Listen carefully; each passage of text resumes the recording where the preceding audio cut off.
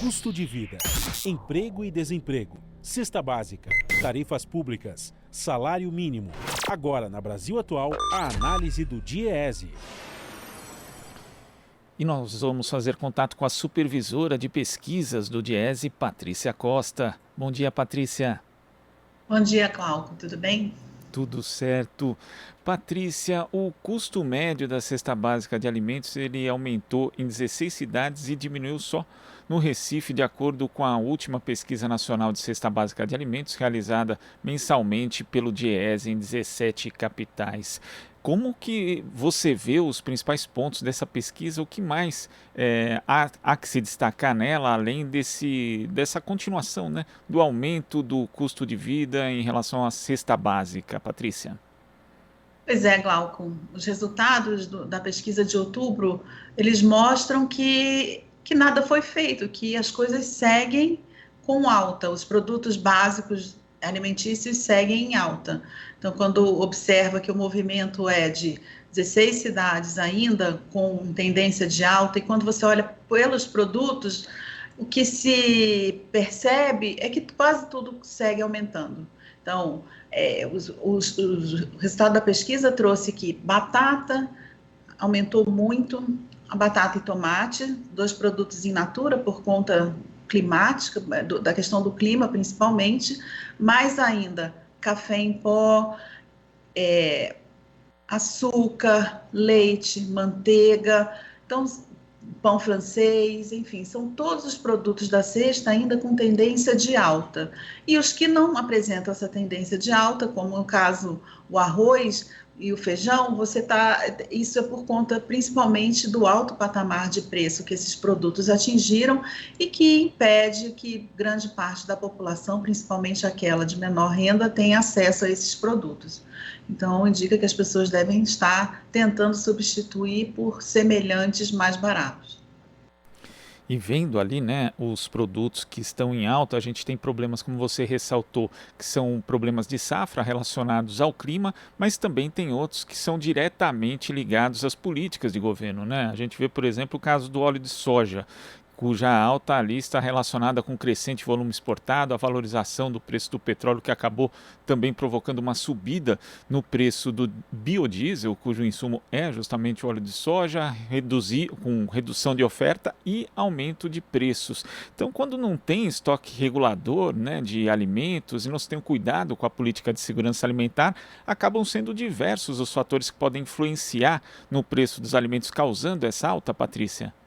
A gente tem uma política hoje voltada para o privilégio de um único setor, que é o setor do agronegócio. Então, a gente planta e exporta e o governo mantém essa taxa de câmbio, que ela é muito favorável a essa exportação. Fora isso que você tem, a demanda externa, ela é alta. Então, preço alto no mercado internacional, demanda externa alta, câmbio desvalorizado, ou seja, o dólar custa muito em relação ao real, o que faz com que os produtores, quando exportam, tenham um lucro maior.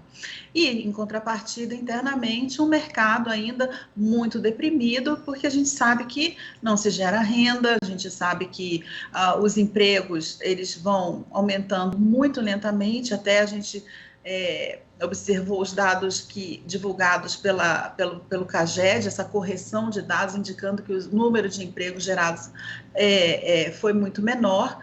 E isso tudo vai compondo esse cenário de um país que não tem renda para comer, que não tem renda para gastar com seus produtos mais básicos, né, com o que a gente produz de mais importante, que é a nossa agricultura. E a gente não consegue ter acesso a esses produtos. Quem vai comer isso são os outros países.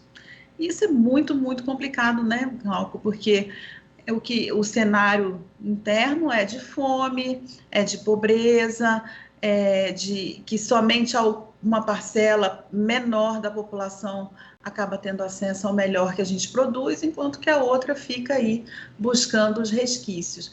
E acho que é importante falar que mesmo com a sanção da China à carne brasileira, né, que todo mundo começou a falar, agora o preço da carne vai diminuir, a gente ainda observou a alta da carne em algumas cidades, né, a tendência foi de queda na maior parte delas, mas uma queda ainda muito pequena, que incapaz de reduzir o patamar do preço médio, que hoje o quilo da carne de primeira, em quase todas as cidades, custa mais de R$ 40. Sendo que há 2 anos atrás ele custava em torno de R$ 25. Então, veja, um aumento muito maior que não é acompanhado pela renda. E isso é muito antes da pandemia, né? Porque o que a gente observa dos analistas hoje é a tendência de dizer, por conta da pandemia, você tem um problema hoje no Brasil. Mas o Brasil já vinha com baixo crescimento, baixa geração de emprego, já desde antes da pandemia. Nesse cenário de grande exportação, você vê um aumento da inflação e o tratamento dessa inflação, a gente segue ainda fazendo esse mesmo caminho do aumento da taxa de juros e penalizando ainda mais os empregos e a renda brasileira. E esse exemplo da carne é importante, Patrícia, porque mostra que o efeito da inflação acaba sendo permanente, mesmo quando as ditas condições do mercado ficam melhores, até que sugeririam uma possibilidade de redução de preço, essa redução ou não acontece, ou acontece num ritmo muito menor do que foi o da aceleração. E sendo que a gente hoje não tem aí tem um elevado nível de desemprego, as pessoas estão também com o seu poder de compra depreciado, e não adianta nada, mesmo com condições melhores, o alimento acaba não voltando ao patamar anterior. Ele não volta, e porque principalmente no caso específico da carne e do leite, o produtor ele tem custos muito altos, por conta até dessa questão da exportação. O milho e a soja, como eles estão sendo exportados em grande volume, então fica muito caro para o produtor comprar essa alimentação do gado, tem ainda o comprometimento das pastagens por conta da estiagem, então você tem uma pressão no lado do custo muito grande. Então, mesmo que nesse momento sobre carne, a margem para queda de preço é muito pequena, porque senão o produtor começa a ter prejuízo, né? Então, tá tudo, precisa uma ação política maior, de longo prazo, porque não dá para deixar o mercado funcionando ao bel prazer. Não dá, porque aí o que acontece é exatamente o que a gente observa hoje. Vai tudo para fora, porque o lucro é maior e internamente não tem. Então, você precisa ter políticas agrícolas de estoques reguladores, um investimento sistemático em agricultura familiar, porque ela sim é capaz de alimentar uma parcela expressiva da população, porque a gente já observou isso no passado. As pessoas saíram do mapa da fome porque elas tinham renda por conta dessa agricultura e elas tinham também uma diversificação de produtos de qualidade. Então, não dá para abandonar a questão agrícola e deixar, olha, o PIB está crescendo, o PIB da agricultura está crescendo, porque quando você observa os efeitos desse crescimento dentro do país, eles acabam sendo nocivos, porque não tem nenhuma, a população brasileira não se beneficia desse crescimento. E tem um aspecto aqui do levantamento do Diese também, Patrícia, que mostra que com base na cesta mais cara, que em outubro foi a de Florianópolis, o salário mínimo necessário deveria ser equivalente a R$ 5.886,50. O governo ainda está definindo a implantação do chamado Auxílio Brasil, que daria menos de 10% desse valor, e só para 17 milhões de famílias, quando nós sabemos que outras dezenas de milhões de famílias deixaram de receber o auxílio emergencial e são famílias que não estão aptas para receber o Auxílio Brasil. Então, além de ser um valor insuficiente, né, o desse Auxílio Brasil, ele chega a muito menos gente do que deveria. No caso, o que a gente tem hoje de uma verdadeira emergência social, seriam necessárias iniciativas muito mais ousadas desse ponto de vista, justamente para minorar, né, os impactos dessa crise socioeconômica que o Brasil tem hoje, Patrícia. Sim, esse valor ele é insuficiente, aí, Glauco, eu faço uma ressalva, esse valor de R$ 700, ou em Florianópolis, 696 em São Paulo, ele é um valor de cesta individual, ele não é um valor de cesta familiar. Tá? Então, assim, todo mundo acha que esse valor é uma cesta para uma família de 4 pessoas e não é.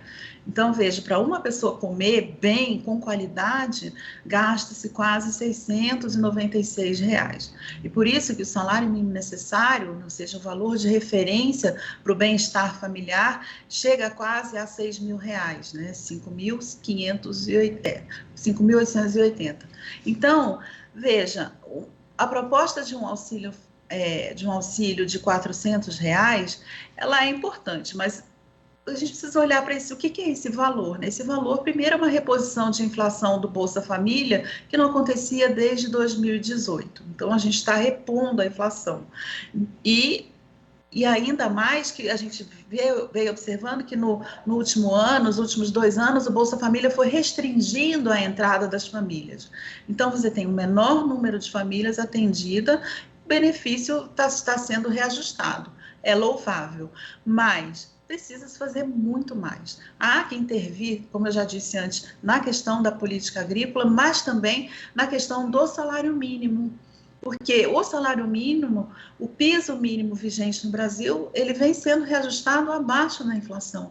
Ele não é capaz de acompanhar o valor que se tinha antes, não é capaz de comprar os mesmos alimentos. Então, se você vai dar um reajuste do salário mínimo abaixo da inflação, você nem vai conseguir fazer com que ele mantenha seu poder de compra.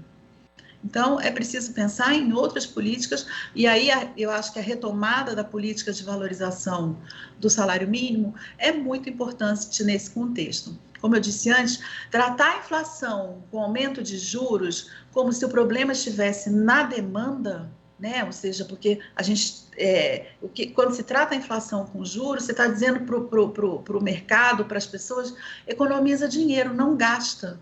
Mas quem é que está economizando? A classe mais alta, porque a classe mais baixa não está economizando, pelo contrário, o dinheiro não cabe nos gastos.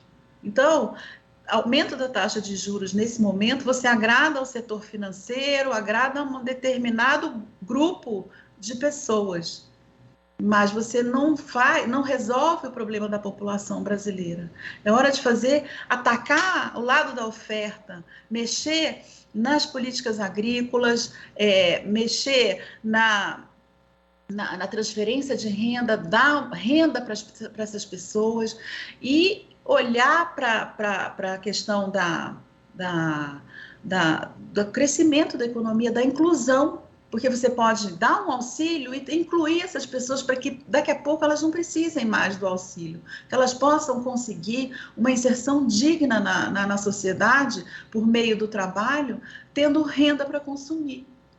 Então, esse é o caminho. E não ficar aumentando os juros para você beneficiar o aumento do ganho do mercado financeiro.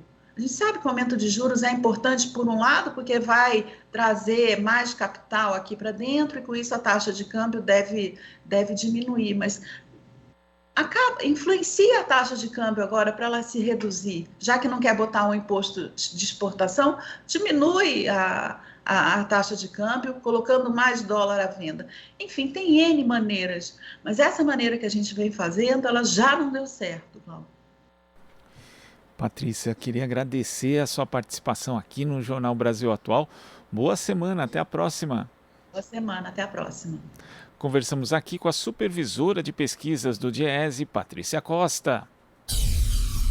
Aqui você ouve as notícias que os outros não dão. Jornal Brasil Atual.